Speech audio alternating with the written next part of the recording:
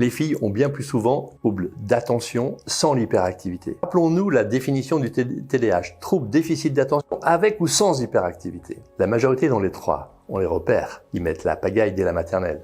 Mais si vous n'avez que le trouble d'attention, vous rentrez quand même dans le diagnostic, mais vous passez pour une fillette rêveuse, mais qui pose pas de problème. Et puis il y a un autre problème là encore sociologique, une autre raison sociologique, c'est qu'en Occident, en France en particulier, les filles se suradaptent. Elles font genre, comme disent les adolescentes, c'est-à-dire je fais comme maman.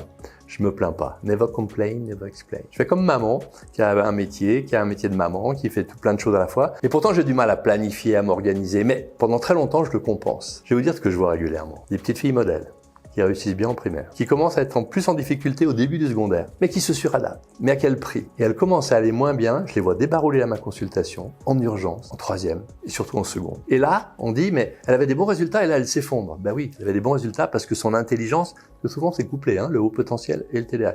Son intelligence lui a permis pendant longtemps de compenser son trouble d'attention. Et là, d'un coup, elle peut plus, donc elle s'effondre. Elle est allée voir un médecin, un psychiatre qui a dit, oula, des bons résultats qui s'effondrent, c'est un problème psychologique. On va l'envoyer en psychothérapie, on va lui donner un traitement antidépresseur. Si quelqu'un pense à lui dire, si un de mes confrères médecins, c'est ce qu'on leur apprend, pense à dire, ok, attendez, avant de parler de dépression, comment elle était petite? On l'appelait Gaston Lagaffe, elle oubliait plein de trucs, etc. On va quand même évaluer si elle n'a pas un trouble d'attention. On arrête l'antidépresseur, on lui donne le traitement pour l'attention et la concentration, et les notes remontent, et l'estime d'elle-même remonte.